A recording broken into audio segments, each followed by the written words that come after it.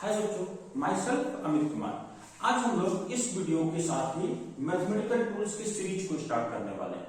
ठीक है, अब आपके मन में ये सबसे पहला सवाल आना चाहिए कि मैथमेटिकल टूल्स सर क्यों पढ़े। तो आप इसको कुछ इस तरीके से समझ सकते हैं कि आपके पास एक कॉम्प्लेक्स मशीन है, उसका इंटरनल पार्ट भी बहुत ज्यादा कॉम्प्लेक्स है और आपकी जिज्ञासा हो रही है कि आप उस मशीन को ठीक ढंग से समझें। तो आप क्या करोगे? तो अगर मैं आपसे ये सवाल पूछूं कि सबसे पहला काम आप क्या करोगे, तो आप कहोगे कि सर उस मशीन को तो खोलना पड़ेगा। क्या आप उस मशीन को अपने हाथ से खोल दोगे इस तरह से? इसका जवाब है नहीं सर। उसको खोलने के लिए कुछ हम लोगों को टूल्स चाहिए होगा, कुछ औजार चाहिए होगा। सेम स्टोरी फिजिक्स के साथ में, अगर आप फिजिक्स के बारीकी को समझना चाहते हैं, अगर आप उसको अगर आप अंदर से गहराई से समझना चाहते हैं, तो उसको आपको डेप्थ तक जाना पड़ेगा। ठीक है, और उसको खोलना पड़ेगा। ठीक है, उसको खोलने के लिए आपको कुछ टूल्स का आवश्यकता पड़ेगा, कुछ टूल्स की जरूरत पड़ेगी, कुछ औजार चाहिए होगा। वो औजार क्या है? तो मेरे प्यारे बच्चे, वो औजार है मैथमेटिक्स। तो 11th-12th में जितना भी मैथमेटिक्स है, 11th-12th के सिलेबस में जितना भी मैथमेटिक्स है, हम लोग उसके कुछ जरूरी पोर्शन को अभी हम लोग स्टार्टिंग में पढ़ते हैं। इसके बाद हम लोग फिजिक्स पढ़ेंगे, तो आपको फिजिक्स बहुत डीपली समझ में आएगा, आपको कॉन्फिडेंस आएगा। चाहे वो 11th हो, 12th हो, जेईई मेंस हो, जेईई एडवांस हो, नीट हो, कुछ भी हो, आपका कॉन्फिडेंस कभी भी लूज नहीं होगा, आपको फिजिक्स से कभी भी डर नहीं लगेगा। तो काइंडली मैथमेटिकल टूल्स की पूरी सीरीज को आप डिटेल में देखिए। ठीक है, तो सबसे पहले मैथमेटिकल टूल्स में हम लोग जो स्टार्ट करेंगे वो है ट्रिगोनोमेट्री। ओके, तो सबसे पहला सवाल है कि what is trigonometry? What is trigonometry? तो आप इसको कह सकते हैं, it is the branch of mathematics, it is the branch of mathematics in which we study about the relation between the sides and the angles of a triangle. ठीक है, तो किसी भी ट्रायंगल का जो साइड होता है और जो एंगल फॉर्म होता है, ये एक ट्रायंगल है, ये कुछ एंगल आप अल्फा समझ लो, इसको आप बीटा समझ लो, इसको आप फाई समझ लो। ठीक है, और कुछ साइड है, ये साइड ए है, ये साइड बी है, ये साइड सी है। तो ए बी सी साइड और इन सारे एंगल्स में क्या रिलेशन है, ये हम लोग कहां पे सीखते हैं बच्चे?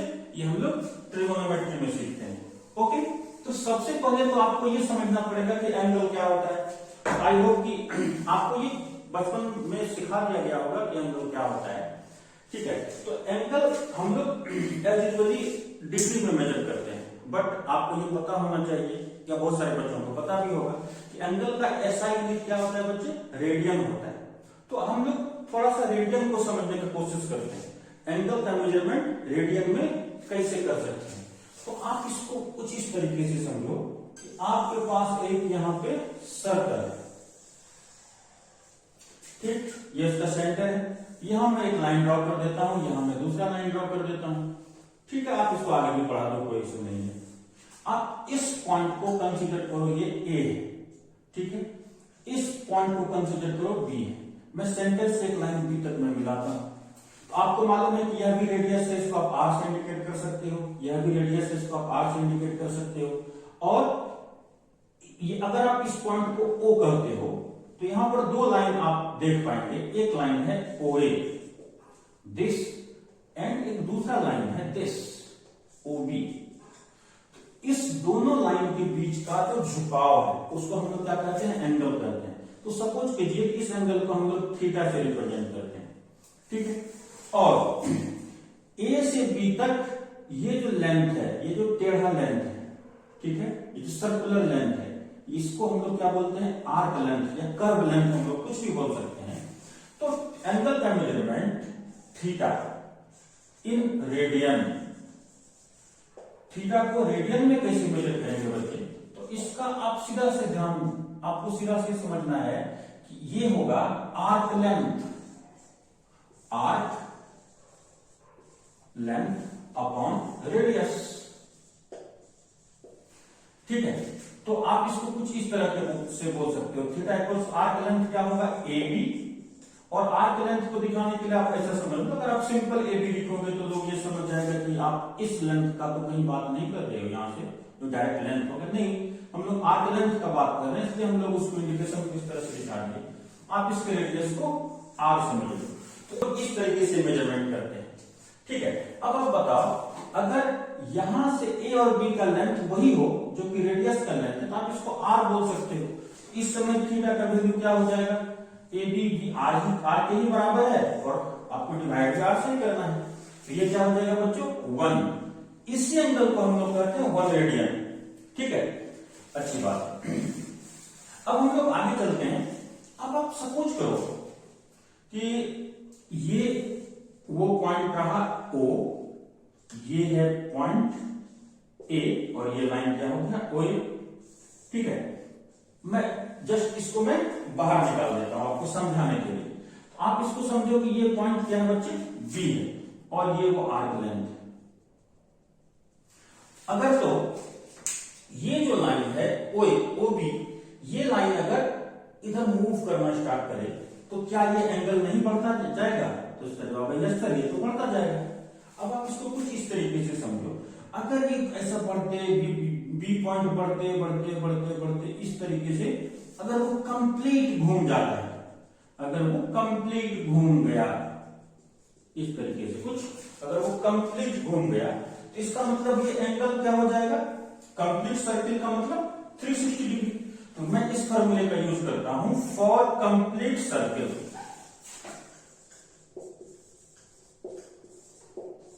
फॉर कंप्लीट सर्किल, ठीक है, थीटा इक्वल्स ए बी। अब देखिए कि ये जो आर्क लेंथ है ए बी, ये तो पूरे सर्किल के पेरीमीटर के बराबर हो जाएगा। अरे ये जो लेंथ है ना बी ए बी, ये जो कर्व लेंथ है, अगर ये इंक्रीज होता जाए और ये पूरे सर्किल को कवर कर ले, तो ए बी का आर्क लेंथ क्या हो जाएगा, ये तो वही हो जाएगा जो सर्किल का पेरीमीटर है। तो उसका आर्क लेंथ आप क्या लिखोगे 2 पाई आर और डिवाइडेड बाय रेडियस, वो तो आर है। इसका मतलब उस समय थीटा क्या होगा रेडियन में 2 पाई। अच्छा, अब समझिए कंप्लीट सर्किल को हम लोग क्या एंगल समझते हैं, 360 डिग्री। इसका मतलब हुआ कि हमारे हिसाब से वो 360 डिग्री में है। ओके, ठीक है, और रेडियन में वो कितना है बच्चे 2 पाई। तो मैं समझ गया कि 360 किसके बराबर होगा, 2 पाई के बराबर होगा। अब आप इसको ध्यान से देखिएगा, ठीक है, मैं यहां पे लिखता हूं 360 डिग्री बराबर 2 पाई रेडियन। 360 डिग्री बराबर 2 पाई रेडियन। अगर आप इसको हाफ कर दो, ये क्या हो जाएगा 180, इसको भी हाफ कर दो तो पाई रेडियन। इसका मतलब 180 डिग्री बराबर पाई रेडियन होगा, 360 बराबर 2 पाई रेडियन होगा। अब फिर से इसको हाफ कर दो 90 डिग्री, ठीक है, और इसको भी हाफ कर दो तो पाई बाय 2। इसका मतलब 90 डिग्री कितने रेडियन के बराबर होगा, पाई बाय 2 रेडियन के बराबर होगा। ठीक है, अब आप इसको भी हाफ कर दो 45 डिग्री, 90 का आधा क्या होगा 45 डिग्री, इसको भी हाफ कर दो पाई बाय 4। तो आप इस तरीके से किसी भी डिग्री को आप कन्वर्ट कर सकते हो। ठीक है, कुछ और हम लोग एग्जाम्पल ले लेते हैं। चलिए आप 90 डिग्री को पकड़िए, इसको आप 1/3 कर दो। ठीक है, अगर आप इसको 1/3 कर दोगे तो ये क्या बन जाएगा बच्चे 30 डिग्री, और अगर आप इसको भी 1/3 कर दो तो यहाँ 1/2 तो पाई बाय 2 तो पहले से है और उसका थर्ड तो पाई बाय 6। इसका मतलब ये हो गया कि 30 डिग्री कितने रेडियन के बराबर हो जाएगा, पाई बाय 6 रेडियन के बराबर हो जाएगा। फिर से आप इसको डबल कर दो, ठीक है, देखते हैं कुछ भी। तो अगर मैं इसे डबल कर दूं तो ये क्या हो जाएगा 60 डिग्री, फिर आप इसको भी डबल कर दो तो यहाँ दिस और पाई बाय 6 मैंने लिखा, 2 मल्टीप्लाई करो, फिर कैंसिल आउट होकर के 3 हो जाएगा। समझ में आ रही है बात, कैंसिल आउट होकर के क्या हो जाएगा 3 हो जाएगा। तो इसका मतलब 60 डिग्री कितने रेडियन के बराबर होगा, तो उसका जवाब है पाई बाय 3 रेडियन के बराबर होगा। तो आप किसी भी एंगल को जो डिग्री में दिया आप उसको रेडियन में कन्वर्ट कर सकते हो। ठीक है, तो अगर आप चाहो तो इसका स्क्रीनशॉट ले सकते हो। ठीक है, हम लोग फिर इसके बाद हम लोग आगे बढ़ते हैं। अगर आप चाहते हो कि इसका एक फॉर्मूला आपको बता दिया जाए तो आप किसी को पकड़ लो, यही से हम लोग फॉर्मूला बना लेंगे, आप भी बना सकते हो। ठीक है, तो अब मैं इसे पकड़ता हूं, यहां देखिए सिंस 180 डिग्री कितने कितने रेडियन के बराबर? पाई रेडियन के बराबर। 180 डिग्री बराबर पाई रेडियन। तो क्या होगा? 1 डिग्री बराबर पाई बाय 180। इसीलिए आप सोचो कि x डिग्री बराबर कितना रेडियन हो जाएगा? Pi by 180 into x. तो ये आपका फॉर्मूला बन गया, यही आपका फॉर्मूला बन गया। ठीक है, तो आप इसको लिख लो, x डिग्री बराबर पाई, जो मल्टीप्लाई हो गया pi into x divided bye 180 radian. ठीक है, ये आपका फॉर्मूला हो गया। किसको किस में कन्वर्ट करने का फॉर्मूला ये बना? ये बना फॉर्मूला आपका डिग्री टू रेडियन। ठीक है, ये काम आप किसी के साथ करोगे आपका रिजल्ट सेम ही आएगा। ठीक है, अब हम लोग एक दूसरे फॉर्मूले को भी यहां से बना सकते हैं कि सर अगर रेडियन को डिग्री में कन्वर्ट करना हो तो फिर क्या करोगे? फिर से आप किसी को देख लो, या किसी को देख लो, कोई दिक्कत नहीं है, किसी को देख लेते हैं। तो सिंस ये क्या है, आप सोचो कि x रेडियन किसके बराबर होगा? 180 divided by pi into x. तो यही आपका फॉर्मूला बन गया। कभी भी आप फॉर्मूले को याद करने की कोशिश मत कीजिए, तो आप पहले फॉर्मूले के डेरिवेशन को समझ लीजिए, बहुत आसान होता है। उसके बाद अगर आप फॉर्मूला को याद करते हैं तो आप फॉर्मूला कभी भूलेंगे नहीं और आपका स्पीड जबरदस्त ढंग से इंक्रीज हो जाएगा न्यूमेरिकल सॉल्व करने के लिए। तो अब आप सोच सकते हो कि x radian is equal to 180 degree into x divided by pi. ये आपका एक दूसरा फॉर्मूला बन गया। ये किसका फॉर्मूला बन गया बच्चे? ये बन गया आपका रेडियन टू डिग्री। ठीक है, तो अब मुझे लगता है कि आप रेडियन को डिग्री में, डिग्री को रेडियन में आप आसानी से कन्वर्ट कर सकते हो। एक और छोटे से बात को आपको ध्यान में रखना है बच्चों। ठीक है, जैसे कि ये एक्स एक्सिस है, ठीक है, और ये वाई एक्सिस है। ठीक है, अगर मैं आपको कहूं कि आप एक लाइन ड्रॉ करो जो कि 30 डिग्री का एंगल बना रहा हो एक्स एक्सिस के साथ। ठीक है, तो आप क्या करोगे? यहां पे आप एक लाइन खींच लिए। ठीक है, ये लाइन तो आप एल बोल दो। सर एल लाइन जो है वो एक्स एक्सिस के साथ 30 डिग्री एंगल पर। बट हो सकता है आपका एक फ्रेंड हो, वो ये बोले कि सर ये लाइन भी तो हो सकता है ना, क्योंकि एक्स एक्सिस है, ये मेरा गिवन लाइन है, से it is L prime, then ये एंगल भी तो सर 30 डिग्री है। तो फिर दोनों में से कौन सही है? क्या दोनों सही है? इसका जवाब है नहीं, दोनों सही नहीं है। तो एक सिंपल सा फंडा मैं आपको बताता हूं, सिंपल सा तरीका आपको ध्यान में रखना चाहिए कि जब भी एंगल को पॉजिटिव में, मतलब जब भी आपको थीटा इज पॉजिटिव, जब भी आपको एंगल पॉजिटिव में लेना हो तो आपका जो रोटेशन होगा वो होगा एंटी क्लॉकवाइज सेंस में आप यूं रोटेट करोगे। ठीक है, और जब आपको थीटा का वैल्यू निगेटिव में लेना है, जैसे मैं कहता कि थीटा जो है वो -30 डिग्री है, तो -30 मतलब आपको क्लॉकवाइज सेंस में लेना है, +30 का मतलब आपको एंटी क्लॉकवाइज सेंस में लेना है। अब आप ये समझो कि आपके पास एक राइट एंगल ट्रायंगल है,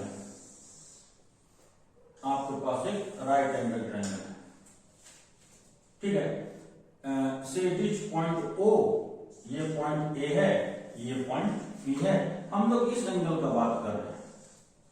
ठीक है, अगर मैं इस एंगल के बारे में सोचता हूं तो थीटा के सामने जो होगा वो क्या कहलाता है? परपेंडिकुलर। आप लोग 10th क्लास में इसको पढ़े भी होंगे।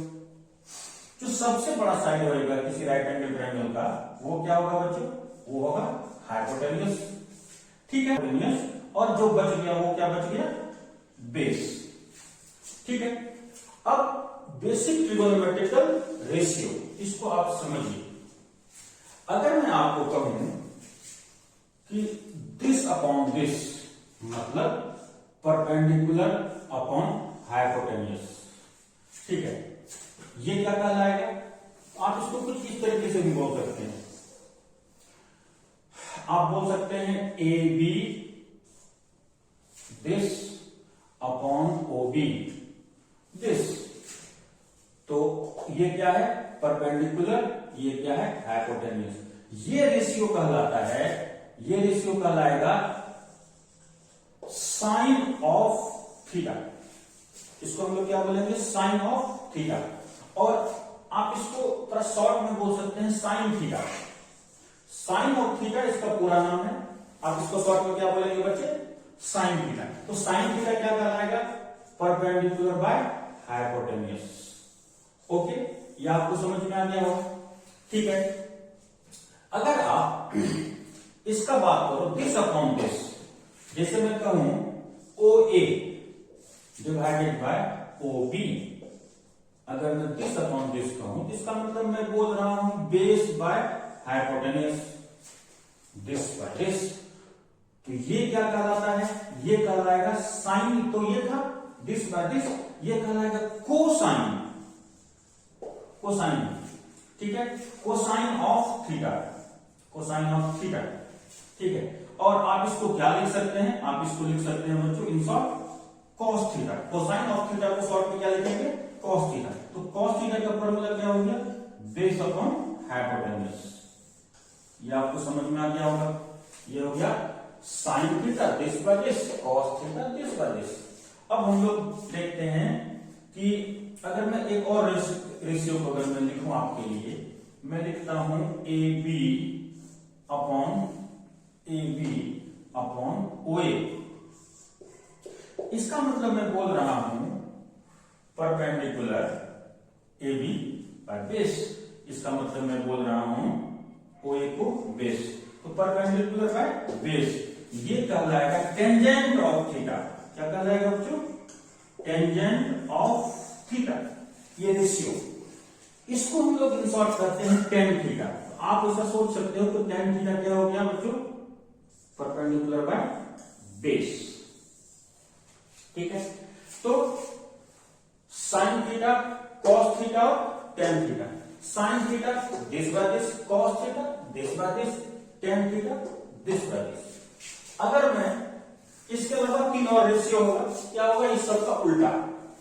ठीक है, अगर मैं सबसे पहले अगर मैं इसको रिवर्स करूं, ठीक है, तो मैंने यहां पर कौन सा रेशियो लिया है? This upon this, this upon this. अब मैं ऐसा करूं तो मैं दिस अपॉन दिस ले लूं। मैं ले लेता हूं ओ ए अपॉन ए बी, मतलब दिस बाय दिस। बेसिकली मैं क्या बोल रहा हूं? मैं बोल रहा हूं बेस बटे परपेंडिकुलर। ये क्या कहलाएगा? Tangent, cotangent of theta. In short हम लोग इसको बोलते हैं बच्चों कॉट थीटा। तो कॉट थीटा क्या हो गया? Base by perpendicular. अब हम लोग लेते हैं हाइपोटेन्यूस सबसे पहले, तो ले लो ओ B this by this, this by this. तो ये क्या है बच्चों? हाइपोटेन्यूस है, ओ बी तो एच है, और बेस में क्या है? ओ ए तो बेस है, इसको हम लोग बी ले लेंगे। हाइपोटेन्यूस बाय बेस ये कहलाएगा second of theta, second of theta. इसको हम लोग इन शॉर्ट क्या बोलते हैं प्यारे बच्चे? Sec theta, sec theta. तो सेक थीटा क्या हो गया? H by B. एक और रेशियो जो बच रहा है उसको हम लोग ले लेते हैं। वो रेशियो है ओ बी, मतलब हाइपोटेन्यूस बाय ए बी। ठीक है, तो H बाय ए बी क्या है? P है। तो हाइपोटेन्यूस बाय परपेंडिकुलर ये कहलाएगा कोसेकेंट,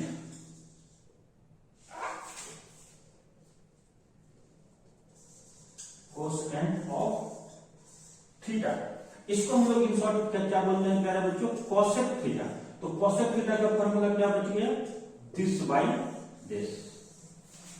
ठीक है, अब हम लोगों ने ये 6 रेशियो को ठीक ढंग से समझ लिया।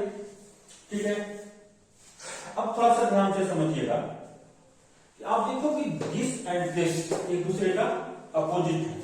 इसका मतलब मैं कह सकता हूं कि sine theta into cosec theta ये क्या हो जाएगा, 1 हो जाएगा। ये आपका एक फॉर्मूला बन गया। ठीक है, अब देखो टेन और कॉट एक दूसरे का अपोजिट है। अब आप यहां पर बोल सकते हो कि tan theta into cot theta बराबर 1 हो गया। ठीक है, फिर आप देख सकते हो कॉस और सेक एक दूसरे का अपोजिट है। ठीक है, तो आप यहां पे बोल सकते हो कि cos theta into sec theta, ये भी क्या हो जाएगा बच्चे, ये भी 1 हो जाएगा। अब आप यहां से कुछ फॉर्मूला बना सकते हो कि साइन थीटा इक्वल्स, आप कोसेक को उधर भेज दो तो 1 बाई कोसेक थीटा, ये कुछ बन गया आपके पास। यहां से पकड़ के लाओ। ठीक है, तो आप लिख सकते हो कि टेन थीटा इक्वल्स, आप कॉट को उधर भेज दो तो क्या हो जाएगा बच्चों, 1 बाय कॉट थीटा। कोई दिक्कत तो नहीं है। अब आप इसको पकड़ के लाओ, आप सेक को इधर भेज दो, एक फॉर्मूला क्या बन गया, cos theta equals 1 by sec theta. Clear है ना? तो ये सब बिल्कुल आसान है, सबको याद करने का जरूरत नहीं है। आप इस तीनों को याद रखो, वो ऑटोमेटिक निकल जाएगा। उसको याद रखो, ये भी ऑटोमेटिकली निकल जाएगा। अभी जो आपने एक सब फॉर्मूला सीखा, ठीक है, इसका यूज करके हम लोग कुछ और भी इंटरेस्टिंग फॉर्मूला को बना सकते हैं। ठीक है, जैसे आप ये समझो आपके पास एक राइट एंगल ट्रायंगल में फिर से ड्रॉ कर रहा हूं। ये आपके पास एक राइट एंगल ट्रायंगल है। ठीक है बच्चों, इस एंगल को आप थीटा कंसीडर कीजिए। थीटा के सामने क्या होता है, परपेंडिकुलर, सबसे बड़ा साइड हाइपोटेन्यूस, और ये बच गया वो क्या हो गया, बेस, राइट एंगल ट्रायंगल। क्या आपने पाइथागोरस थ्योरम पढ़ा है 10th क्लास में? यस सर, क्या बात कर रहे हो, हम लोगों ने बहुत ज्यादा पढ़ा है पाइथागोरस थ्योरम। ठीक है, तो पाइथागोरस थ्योरम क्या कहता है, this square plus this square equals this square. इसका मतलब P square plus B square equals H square. अब आप दोनों तरफ एच स्क्वायर से डिवाइड कर दो, इधर भी और इधर भी। ठीक है, इक्वलिटी के साइन में यहां लिख देता हूं। अब आप यहां पर देखो P square upon H square, आप दोनों को अलग भी कर सकते हो, कोई इशू नहीं है। B square upon H square, ठीक है, इक्वल्स ये H square upon H square cancel out होगा तो क्या हो गया, 1। अब आप देखो P अपॉन एच का होल स्क्वायर, आप इसको लिख सकते हो ऊपर नीचे स्क्वायर होने पर। इसको आप क्या लिख सकते हो, B अपॉन एच का होल स्क्वायर आप लिख सकते हो, और ये क्या है बच्चों, 1 है। अब आप ध्यान दो कि this perpendicular by hypotenuse, perpendicular by hypotenuse क्या है, साइन थीटा। इसका मतलब ये लिखा हुआ है साइन थीटा का होल स्क्वायर। ये क्या लिखा हुआ है, साइन थीटा का whole square plus base by hypotenuse. तो बेस बाय हाइपोटेन्यूस क्या है, ये तो कॉस थीटा है, तो ये क्या लिखा हुआ है, कॉस थीटा का होल स्क्वायर। देखो कितने आसानी से ये सब फॉर्मूला बन रहा है। इक्वल्स क्या हो गया, 1। एक छोटी सी बात को ध्यान में रखना, साइन थीटा का होल स्क्वायर और साइन स्क्वायर थीटा और साइन स्क्वायर थीटा, ये दोनों एक ही चीज है। ठीक है, ये दोनों एक ही चीज है। एक और बात को ध्यान में रखना है कि कभी भी आप ये नहीं समझना कि साइन थीटा का मतलब साइन इंटू थीटा होता है, नहीं। ये दो साइन थीटा तो अलग अलग टर्म नहीं है। ठीक है, ये दोनों एक ही टर्म है। आपको क्या ध्यान में रखना है कि साइन थीटा का मतलब साइन इंटू थीटा नहीं होता है, वह दोनों एक ही टर्म है। ठीक, और दूसरा बात कि आप साइन स्क्वायर थीटा लिखो या साइन थीटा का होल स्क्वायर लिखो, दोनों एक ही बात। ठीक है बच्चों, अब आप यहां पर ध्यान दो। अब मैं इसको लिख सकता हूं कि साइन स्क्वायर थीटा प्लस ये क्या बन गया, cos स्क्वायर थीटा इक्वल्स 1। तो आपका ये एक फॉर्मूला बन गया। ठीक है, तो यहां मैं लिख रहा हूं, यहां आप लोगों ने क्या बनाया, sine square theta plus cos square theta equals 1। ठीक है, ये एक फॉर्मूला बन गया। यहां से आप लोग अपने जरूरत के मुताबिक बहुत सारा फॉर्मूला और भी बना सकते हो। अगर मैं cos को उस तरफ भेज दूं, इधर क्या बन जाएगा, साइन स्क्वायर थीटा इक्वल्स 1, ये प्लस उधर जाके माइनस होगा, 1 माइनस cos स्क्वायर थीटा। ये सब को आपको याद रखने की जरूरत नहीं है, आप इसको याद रखो, ये यही बहुत है। और जरूरत के मुताबिक हम लोग इसको उधर भेज सकते हैं। अब अगर मैं साइन को उधर भेजता तो इधर क्या बच गया होता बच्चे, cos स्क्वायर थीटा इक्वल्स 1 तो उधर है ही, और साइन उधर जाकर के नेगेटिव हो जाता, तो 1 माइनस साइन स्क्वायर थीटा। तो ये सारा का सारा फॉर्मूला बन सकता था। ठीक है, अब आपको स्क्रीनशॉट लेना है तो आप इसको ले लो, हम लोग अब आगे बढ़ते हैं। ठीक है बच्चों, अब जो है आप लोग फिर से पाइथागोरस थ्योरम लगाओ। अब आपको क्या करना है, फिर से पाइथागोरस थ्योरम लगाना है। तो this square plus this square equals this square. इस बार आप क्या करो कि दोनों तरफ बी स्क्वायर से डिवाइड करो।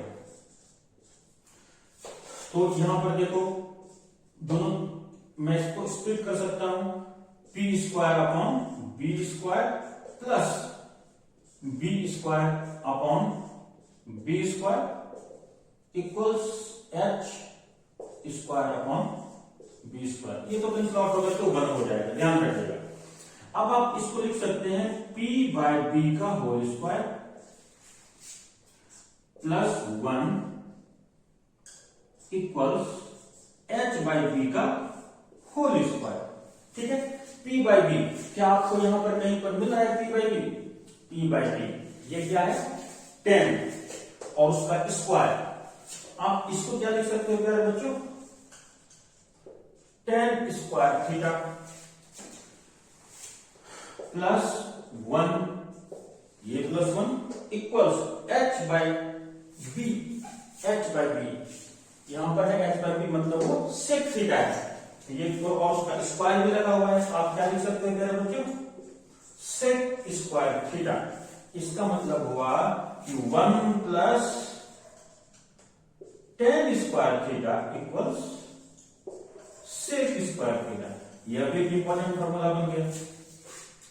अब क्या है, आप उस तरफ इसको भेज सकते हो, इधर क्या बच जाएगा 10। अच्छा एक बात समझना, मैं इसको इस साइड पर, इसको इस साइड में लिख सकता हूं, दोनों बराबर ही तो है। तो मैं ऐसा लिखूं कि सेक स्क्वायर थीटा इक्वल्स क्या हो जाएगा, 1 प्लस 10 स्क्वायर थीटा। ये दोनों एक ही फॉर्मूला है, इसमें तो आपको घबराने की आवश्यकता नहीं है। अगर आप 10 को इधर लेकर के आ जाओ तो उधर प्लस, इधर होकर क्या हो जाएगा माइनस। तो sec square theta minus 10 square theta equals 1। ये एक फॉर्मूला बन गया। ठीक है, अब आप इसको इधर भेज दो तो उधर जाकर के माइनस हो जाएगा। तो 10 थीटा इक्वल्स, ये क्या फॉर्मूला बन गया बेटे, 10 square theta equals sec square theta minus 1। ठीक है, तो ऐसा नहीं कि आपको हर फॉर्मूले को याद रखना है, इसको इसको इसको इसको किसी एक को भी याद रखोगे, बाकी तो आपको टाइम टू टाइम आप उसको निकाल दे सकते हो। ठीक है, अब हम लोग इससे भी आगे बढ़ते हैं।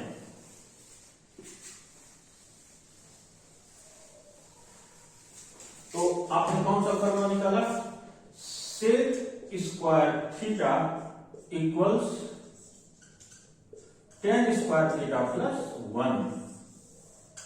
ठीक है, अब देखिए एक और फॉर्मूला हम लोग यहां से निकाल सकते हैं।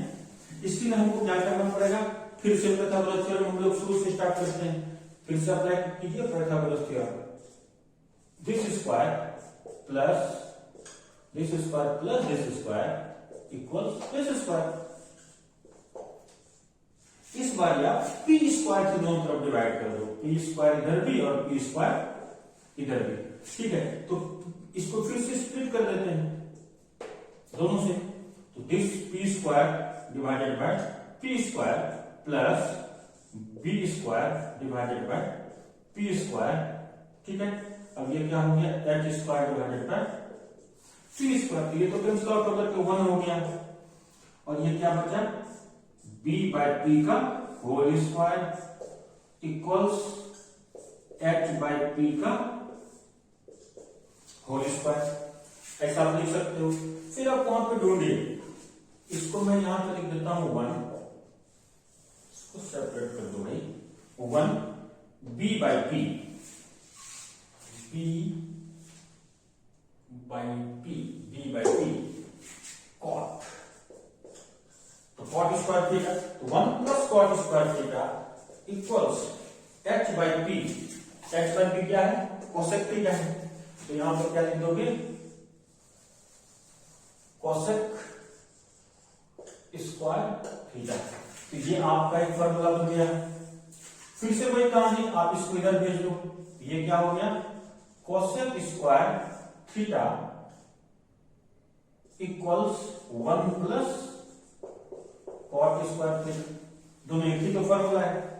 फिर 1 को लेकर के आप इधर आ जाओ, cosec square theta minus 1 equals cot square theta, ये भी एक फॉर्मूला बन गया, ठीक है। फिर से आप क्या करो कि इस फॉर्मूले को पकड़िए, इसको लेकर के आप इधर आ जाइए, मतलब कॉट स्क्वायर थीटा, तो cosec square theta minus cot square theta equals 1, ये भी आपका एक फॉर्मूला बन गया। मैं आपको फिर से बता रहा हूं कि आपको कभी भी सब फॉर्मूले को चारों को याद करने की कोई आवश्यकता नहीं है, जो आपको पसंद है आप उसको याद रख सकते हैं, बहुत आसान फॉर्मूला है, ठीक है। तो फिर हम लोग नेक्स्ट वीडियो में ट्रिगोनोमेट्री को और हम लोग डीपली समझने की कोशिश करेंगे। ये सब तो आपने 9th 10th के बेसिस पे पढ़ा होगा, सिर्फ मैंने आपको रिवीजन पर्पस से इसको पढ़ा दिया।